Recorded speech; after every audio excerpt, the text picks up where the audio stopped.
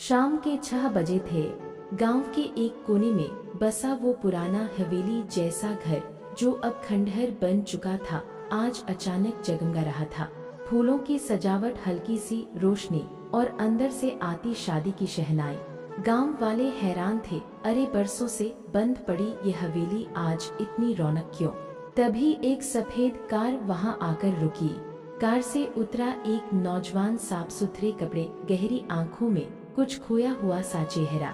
उसके साथ एक लड़की भी थी, लाल जोड़े में, बिल्कुल दुल्हन जैसी। लेकिन उसकी आंखों में खुशी नहीं, कोई राज छुपा था। लड़के ने कहा, आज मैं इस हवेली में शादी करने आया हूँ, सिर्फ एक रात के लिए। गांव वालों के होश उड़ गए। एक रात के लिए? ये कैसा मजाक है? यह मजाक नहीं, एक अधूरी कसम को पूरा करने आया हूँ। 5 साल पहले राज नाम का एक सीधा सादा लड़का शहर से गांव आया था छुट्टियों में। वहीं उसे मिली थी पायल, गांव की एक गरीब लेकिन पढ़ी लिखी लड़की, जिसकी मुस्कान में जादू था। दोनों की दोस्ती प्यार में बदल गई।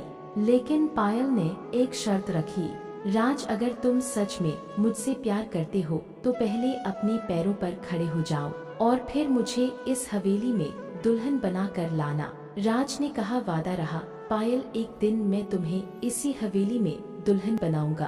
कुछ महीनों बाद राज को एक फोन आया, पायल अब इस दुनिया में नहीं रही। एक सड़क हादसे में पायल की मौत हो गई थी।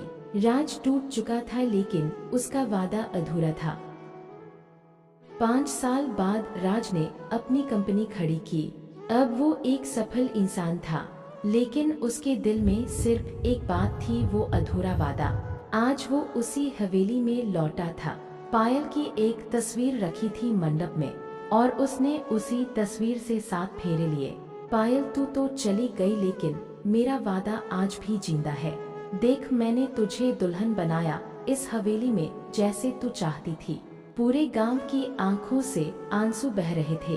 पहली बार किसी ने इतना सच्चा प्यार देखा था।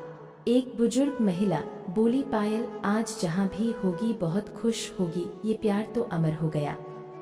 राज हवेली से बाहर निकला। आसमान में चांद चमक रहा था और ऐसा लगा जैसे पायल की आत्मा वहाँ मुस्कुरा रही हो।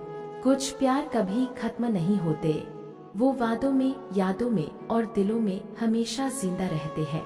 यही थी एक रात वाली दुल्हन।